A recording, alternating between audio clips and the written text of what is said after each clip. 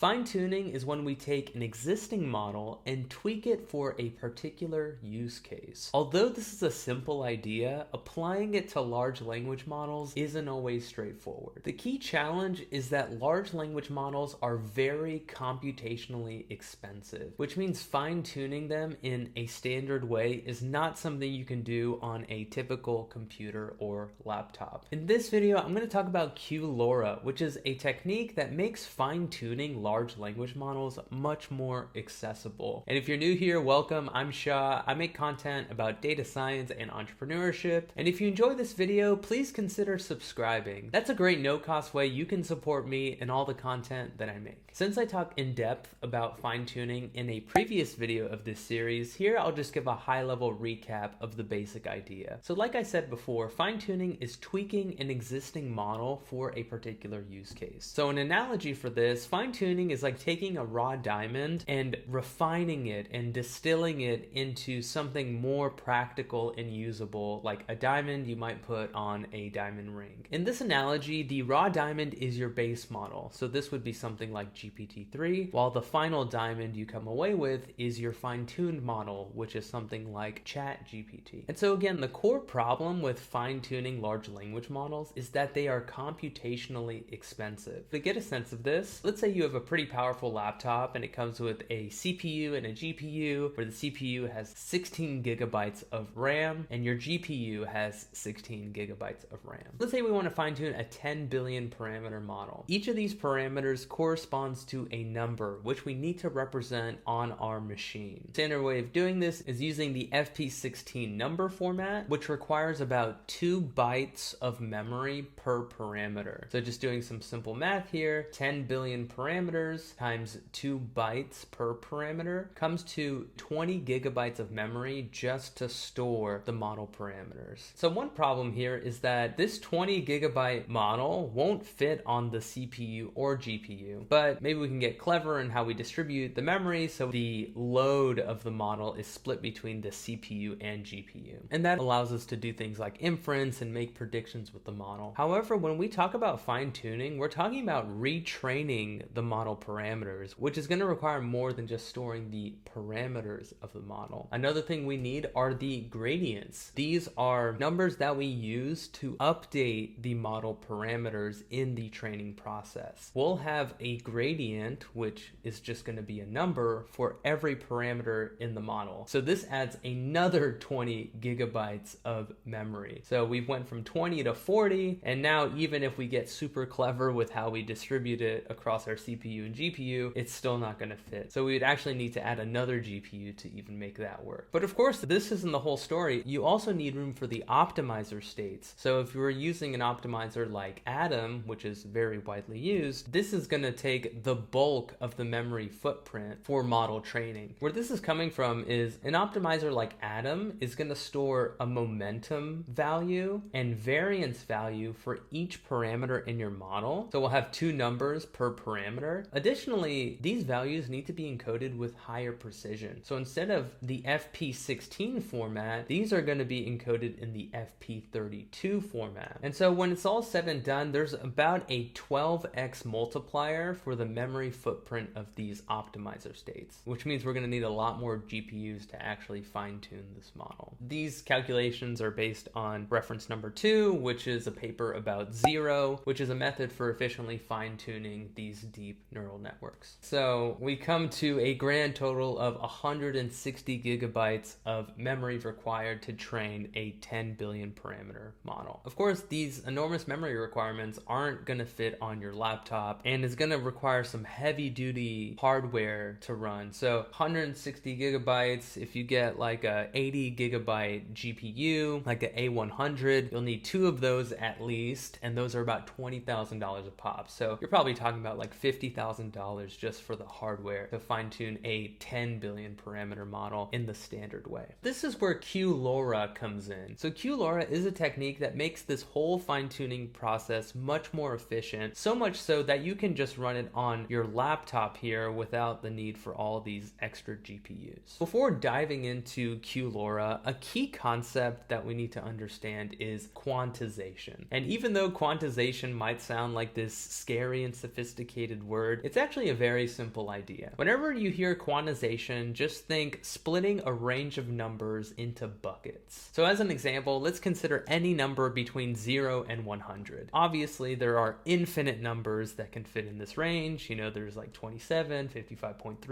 83.7823, and so on and so forth. What quantization consists of is taking this infinite range of numbers and splitting it into discrete bins. One way of doing this is quantizing this infinite range using whole numbers. So what that would look like for our three numbers here is that 27 would go into this 27th bucket, 55.3 would go into this 55 bucket, and then 83.7823 would go into this 83 bucket. But we could take this another step further. If we wanted to quantize by tens instead of whole numbers, what this would look like is 27 would go to 20, 55 would go to 50, and 83 would go to 80. So that's the basic idea. And the reason this is important is that quantization is required whenever you want to represent numbers in a computer. And the reason is that if you wanted to encode a single number that lives in an infinite range of possibilities, this will require infinite bytes of memory. It just can't be done. At some point, when you're talking about a physically constrained system like a computer, you have to make some approximations. And so if we go from this infinite range to this range quantized by whole numbers, this would require about 0.875 bytes per number. And then if we go one step further and just split it into these 10 different buckets, it would require about half a byte per number. One thing to point out here is that there's a natural trade-off. We could have a lot of buckets, which would give us a lot of precision, but it's going to increase the memory footprint of our model. However, you could have very few buckets for quantization, which would minimize the memory footprint, but this would be a pretty crude approximation of the model you're working with. So balancing this trade-off is a key contribution of QLoRA. There are actually 4 ingredients that come together to make up QLoRA. The first is 4-bit NormalFloat. The second is double quantization. The third are paged optimizers. And then finally is LoRA. I'm going to talk through each of these ingredients one by one. Starting with ingredient 1, 4-bit NormalFloat. All this is a better way to bucket numbers. It's a better way to do quantization. So let's break it down. When we say something is 4-bit, what we mean is we're using 4 binary digits to represent that piece of information. And since each digit can be either 0 or 1, this gives us 16 unique combinations, which means with a 4-bit representation, we have 16 buckets at our disposal for quantization. Compressing a range of numbers into just 16 buckets is great for memory saving.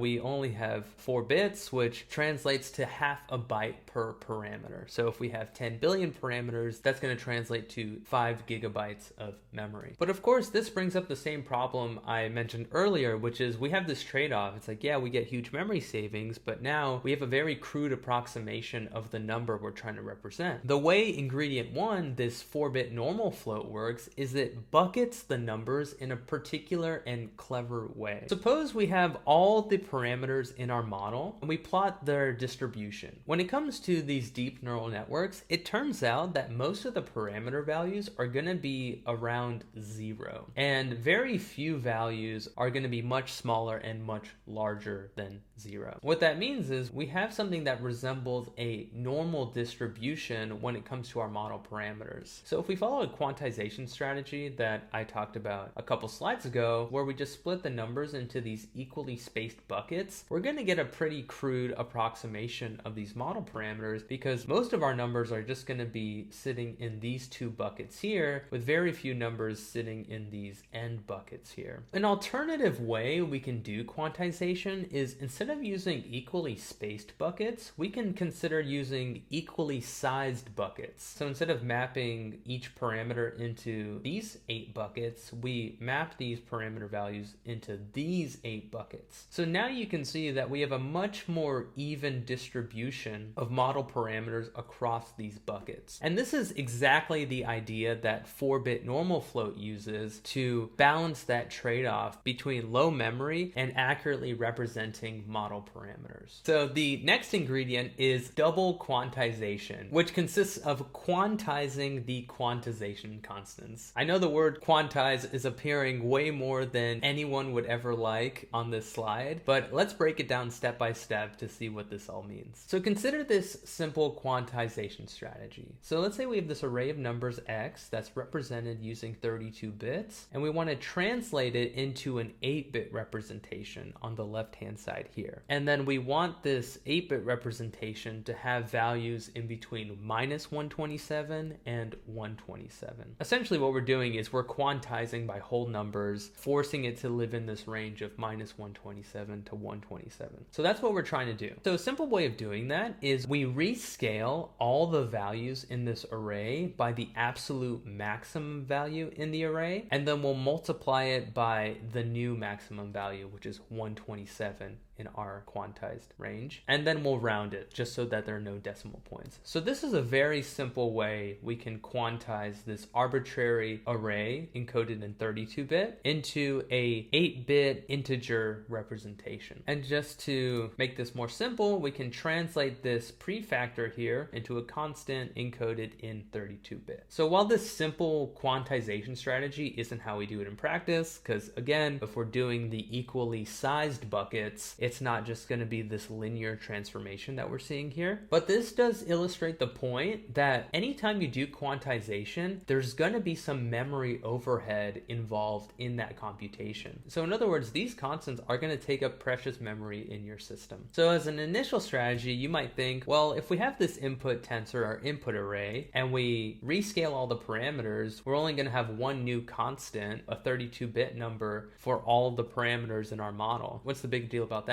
What's another number compared to 10 billion parameters, for example? So while this does have trivial memory implications, it may not be the best way to quantize our model parameters, because this is going to be very sensitive to extreme values in our input tensor. And the reason is, if we're talking about these model parameters where most of them are close to 0, but then you have this one parameter way far off in the tails that is your absolute max, it's going to introduce a lot of bias in your quantization process. So this standard quantization approach does minimize memory, but it comes with maximum potential for bias. An alternative strategy could be as follows, where we take the input tensor, we reshape it to look like this, and then we split this tensor into buckets. And then within each bucket, we do the rescaling process. So this significantly reduces the odds of one extreme value skewing all the model parameters in the quantization process. This is called blockwise quantization, and although it comes with a greater memory footprint, it has a lot less bias. So to mitigate the memory cost of this blockwise quantization approach, we can employ double quantization, which will do this quantization process here, but then we'll do the quantization process once again on all these constants that pop up from this blockwise approach. So if we just kind of repeat this very simple strategy here, now we have an array of constants. We have multiple constants popping out. They're encoded in 32-bit, and then we can quantize them into a lower bit format using this simple approach. That's double quantization. So we are indeed quantizing the quantization constants. While it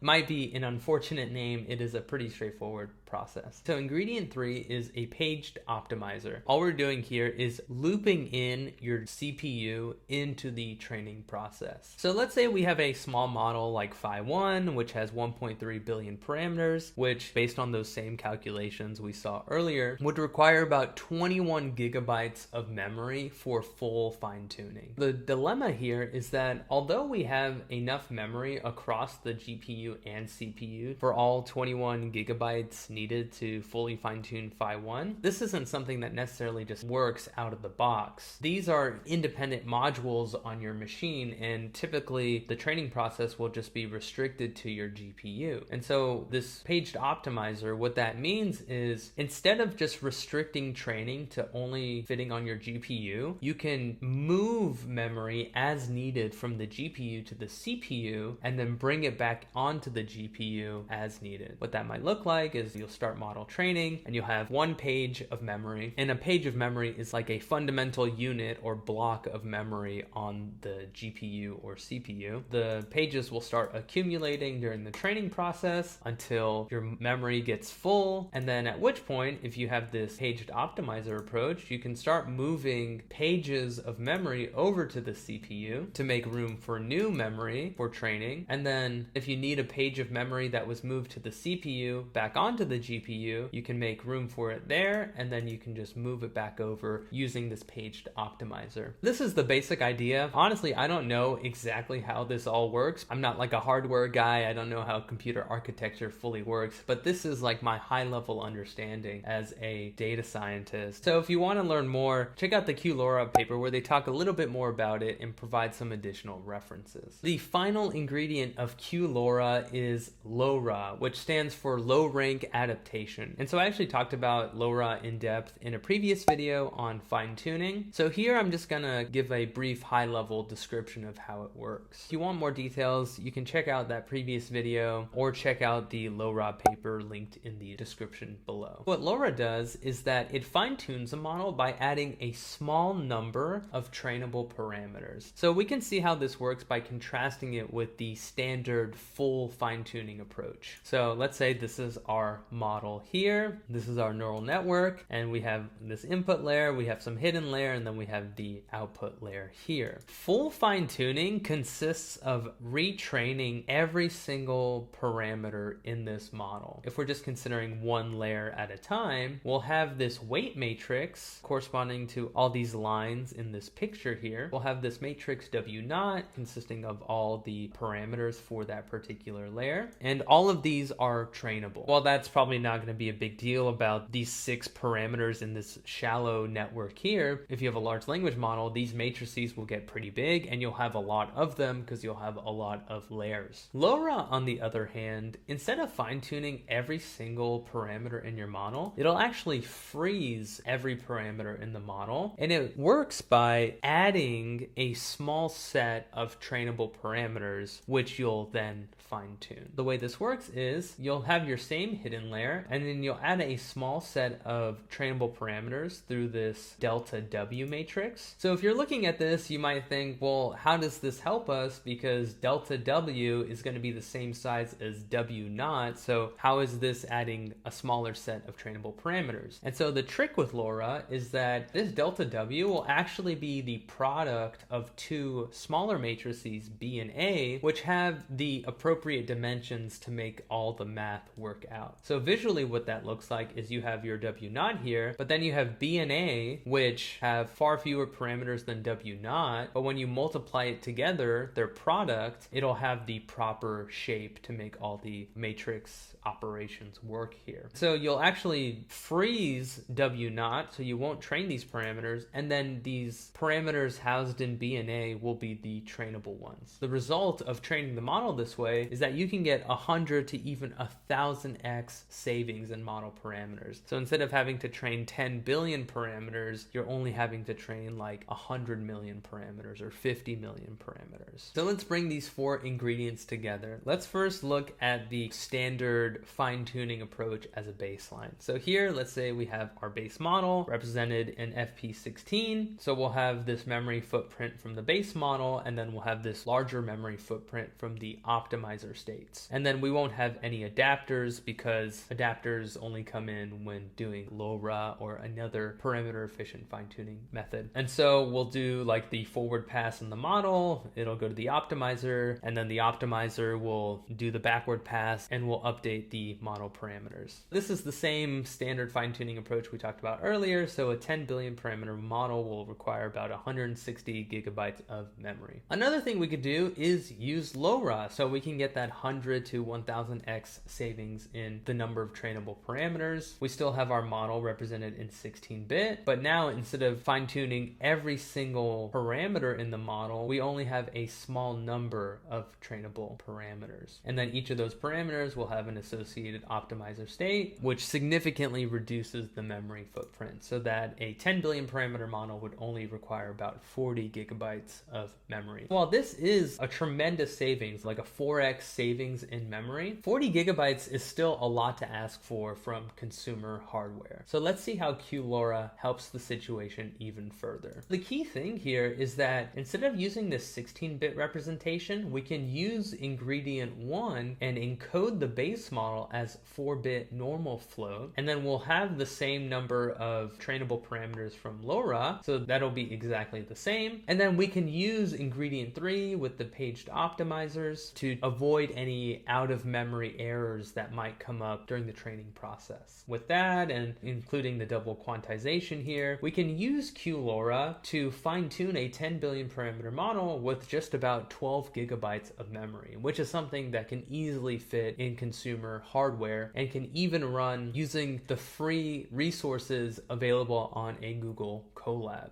So let's see a concrete example of that. Here we're going to do fine-tuning using Mistral 7B instruct to respond to YouTube comments. This example is available on the Google Colab associated with this video. The model and dataset are freely available on Hugging Face, and then additionally there is a GitHub repo that has all the resources put together, as well as the code to generate the training dataset here. First thing we need to do is import some libraries. Everything here is coming from Hugging Face, their transformers library, their PEFT library, which is parameter efficient fine-tuning. This is what's going to allow us to do QLoRA, and then we're using Hugging Face's datasets library because I uploaded the training dataset onto Hugging Face's hub, and then finally we just import the transformers library. These are kind of like sub-dependencies to ensure some of these modules work. I think it's mainly this one, prepare model for K-bit training. You don't need to import these, but you need to make sure they're installed in your environment. And this was actually a pain point because Bits and Bytes only works on Linux and Windows and on NVIDIA hardware. And then GPTQ, this format for encoding models, it doesn't run on Mac. So as a Mac user, this was kind of frustrating. Lots of trial and error to try to get it to work on my machine locally, but I wasn't able to get it to work. So if anyone was able to get it to run on a M1 or a M2 or even an M3, send me your example code or send me any resources you found helpful. I would love to get a version working on my personal machine. But since Colab, they have a Linux environment using NVIDIA hardware, the code here works fine. Next, we can load the quantized model. And so here we're going to grab a version of Mistral 7B instruct from the bloke. And so if you're not familiar with the bloke, he's actually quantized and shared thousands of these large language models completely for free on the Hugging Face hub. And then we can just import this model using this from pre-trained method. So we just need to specify the model name on the hub. Device map set to auto. It just has the transformers library kind of figure out the optimal way to spread the load between the GPU and CPU to load in the model. Trust remote code. Basically, it's not going to allow like a custom model file to run on your local machine. So this is just a way to protect your machine when downloading code from the hub. And then revision main is just saying we want the main version of the model available at this repo here. Then again, GPTQ, which is the format used here, does not run on Mac.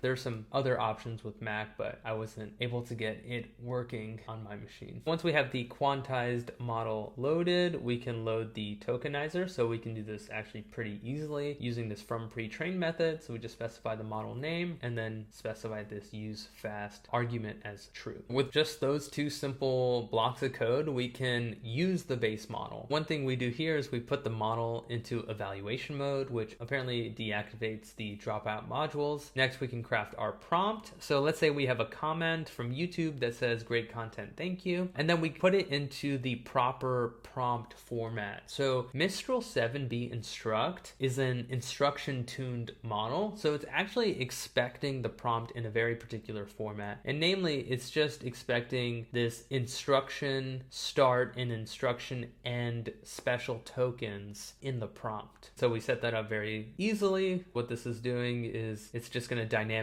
take this comment variable and stick it into this prompt here. And then once we have that, we can pass the prompt to the tokenizer. So basically we're taking this prompt and we're translating it from a string into an array of numbers. And then we can take that array of numbers and we can pass it into our model to generate more text. Once we do that, we can get the outputs and then pass them back into our tokenizer and have the tokenizer decode the vector back into English. The output of this great content thank you comment is, I'm glad you found the content helpful. If you have any specific questions or topics you'd like me to cover in the future, feel free to ask. I'm here to help. In the meantime, I'd be happy to answer any questions you might have about the content I've already provided. Just let me know which article or blog post you're referring to, and I'll do my best to provide you with accurate and up-to-date information. Thanks for reading, and I look forward to helping you with any questions you may have. So while this is a fine response, there are a few issues with it. One, it's very long. I would never respond to a YouTube comment like this. The second is it kind of just like repeats itself. It's like, glad you found it helpful. Feel free to ask. And then it says, happy to answer questions that you have. Happy to provide you with accurate update information. And it's like, look forward to helping you with questions. So saying the same thing in different words, like a few different times. And then finally it says, thanks for reading. And if this is for YouTube comments, people aren't reading this stuff. They're watching videos. So one thing we can do to improve model performance is by doing so-called prompt engineering. I actually have an in-depth guide on prompt engineering where I talk about 7 tricks to kind of improve your prompts in a previous video of the series. So feel free to check that out if you're interested. The prompt that I ended up using here is something that I generated through trial and error. And the way I did that is using a website called together.ai, which I can link in the description below. Essentially, together.ai, they have a chat interface, kind of like ChatGPT, but for a lot of open source models, including Mistral 7B Instruct version 0.2. So I was able to test a lot of prompt ideas and get feedback and just kind of eyeball which gave the best performance, and I ended up using that one. So I have this set of instructions here. ShotGPT, functioning as a virtual data science consultant on YouTube, communicates in clear, accessible language, escalating to technical depth upon request. It reacts to feedback aptly and ends responses with its signature ShotGPT. ShotGPT will tailor the length of its responses to match the viewer's comment, providing concise acknowledgments to brief expressions of gratitude or feedback, thus keeping the interaction natural and engaging. Then I have this instruction, please respond to the following comment. And then I have this Lambda function where, given a comment, I'll piece together this instruction string and comment together within the instruction special tokens that the model is expecting. With that, I can just pass the comment into the prompt template and generate a new prompt. What that looks like is this. So you see we have the instruction special tokens. You should see it's well formatted. This is the instructions. Please respond to the following comment. And it says, great comment, thank you. Now using this new prompt, instead of just passing the comment directly to the model, we have this set of instructions with the comment. This is the response. Thank you for your kind words. I'm glad you found the content helpful. ShotGPT. So this is really good. This is actually already pretty close to how I typically respond to YouTube comments. And a lot of them tend to be something like this, and it appropriately signed off as ShotGPT, so people know that it came from an AI and not from me personally. Well, maybe we could just call it here. It's like, okay, this is good enough. Let's just start using this as the comment responder. Let's see how we can use QLoRA to improve this model even further using fine tuning. So the way to do that is we need to prepare the model for training. So we'll put it from eval mode into training mode. We're going to enable gradient checkpointing, which isn't something I talked about, and it's not necessarily part of the QLoRA technique because it's actually pretty standard. It's just a memory saving technique that clears specific activations and then recomputes them during the backward pass of the model. And then we need to enable quantized training. The base model is going to be in 4-bit and we're going to freeze them, but we still want to do training in higher precision with LoRA. We need to make sure we enable this quantized training option. Next, we want to set up LoRA, so we can use that using this LoRA config file. I talk more about LoRA in the fine-tuning video. So just briefly going through this, we're going to set the rank as 8, set the alpha as 32. We're going to target the query modules in the model. We're going to set dropout to 0.5. We're not going to have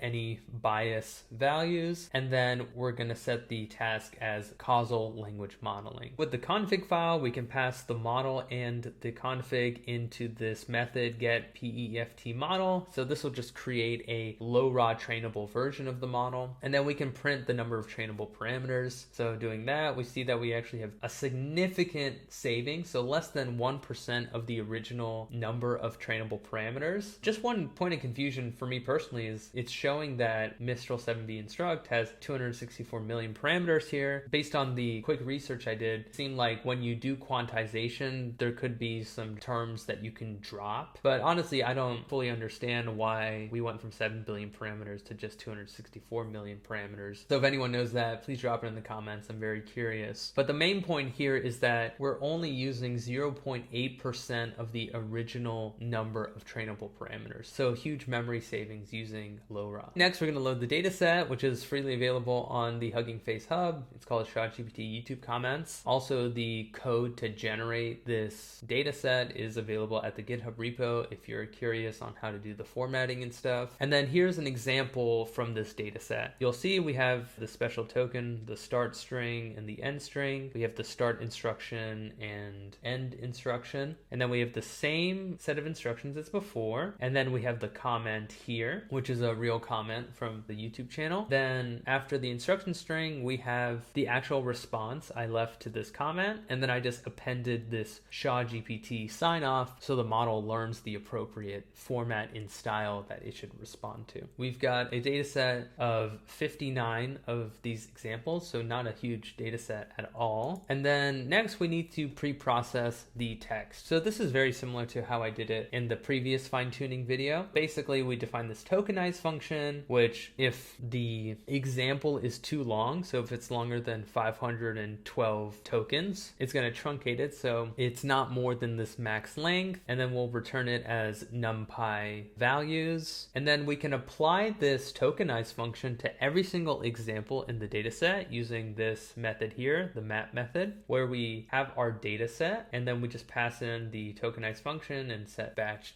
equal to true, so it does it in batches, I guess, instead of doing it one by one. The other thing we need to do is this handles if the examples are too long, but when you're training the model, each example in a batch, they actually need to be the same size so you can actually do matrix multiplication. So for that, we can create a data collator. What that does is if you have multiple examples of different lengths, so let's say you have like 4 examples in a batch and they're all of different lengths, the data collator will dynamically pad each example so they have the same length. For that, we need to define a pad token, which I set as the end of string token, and then I create the data collator using this method here. And then I think this is masked language modeling set equal to false, and that's because we're doing so-called causal language modeling, not masked language modeling. Now we're ready to start setting up the training process. So here we're setting hyperparameters. We have the learning rate, batch size, number of epochs. We're setting the output directory of the model, the learning rate, the batch size goes here, number of epochs goes here. Weight decay, we set it as 0.01. For logging, evaluation, and save strategy, we set it to every epoch. That means every epoch will print the training loss. We'll evaluate it every epoch. We'll also print the validation dataset loss, and then save strategy. So we'll save the model every epoch in case something goes wrong. We're going to load the best model at the end because maybe the best model was actually at the 8th epoch and it got worse on the 9th epoch or something like that. Gradient accumulation is equal to 4, warm-up steps equal to 2. So I actually talk a lot about gradient accumulation and weight decay in the previous video on training a large language model from scratch. So if you're curious about what's going on there, you can check out those videos. Next, we'll set FP16 equal to true. So here we're going to use 16-bit values for training, and then we'll enable the paged optimizer by setting this optim equal to paged atom w 8-bit. So this is ingredient 3 from before. Lots of hyperparameters, and of course you can spend your whole life tuning and tweaking this, but once we have that, we can run the training job. So we initialize our trainer, we give it the model, give it our training data set, our validation data set, training arguments we defined on the previous slide, and then the data collator. We're going to silence warnings. This is what I saw on an example from Hugging Face when they were introducing bits and bytes, so I just did it again here. And then we can run the training process. This took about 10 minutes to run on Google Colab, so it's actually pretty quick. And this is what will get printed, the training loss and validation loss. So we can see a smooth monotonic decrease of both, implying stable training, which is good. And then once it's all said and done, we have our model and we can use it. So if we pass in that same test comment, great content, thank you, we get the response, glad you enjoyed it, ShotGPT ChatGPT, and then it even adds this disclaimer that, note, I am an AI language model. I don't have the ability to feel emotions or watch videos. I'm here to answer questions and provide explanations. So this is good. I feel like this is exactly how I would respond to this comment. If I wanted to remove the disclaimer, I could easily do that with some like string manipulation, just keeping all the text before the sign off or something like that. But the point is that the fine-tuning process, at least from this one example, seemed to work pretty nicely. Let's try a different comment, something more technical, like what is fat-tailedness? The response of the model is actually similar to what we saw in the previous video when we fine-tuned OpenAI's model and then we asked it the same question, where it gives a good, concise explanation of fat-tailedness. The only issue is it doesn't explain fat-tailedness the same way that I explained it in my video series on the topic. So this brings up one of the limitations of fine-tuning, which is that it's great for capturing style, but it's not always an optimal way to incorporate specialized knowledge into model responses. Which brings us to what's next. Instead of trying to give the model even more examples, trying to include this specialized knowledge, a simpler approach is that we can improve the model's responses to these types of technical questions by providing it specialized domain knowledge. The way we can do that is using a so-called RAG system, which stands for Retrieval Augmented Generation. Right now, we just get the comment and we pass it into the model with the appropriate prompt, and it spits out a response. The difference with a RAG system is that we take the comment, we use the comment to extract relevant information from a knowledge base, and then we incorporate that into the prompt that we pass into the model so that it can generate a response. So that's going to be the focus of the next video in this series. We're going to see how we can improve ShotGPT using specialized knowledge coming from my Medium blog articles. And speaking of Medium blog articles, if you enjoyed this video but you want to learn more, check out the article published in Towards Data Science on QLoRA. There I cover details that I might have missed in this video here. And even though this is a member-only story, you can access it completely for free using the friend link in the description below. Other things I'll point out is that the code example is available for free on Colab. There's more code available on the GitHub, and then again, the model and the data set are available on Hugging Face. And as always, thank you so much for your time, and thanks for watching.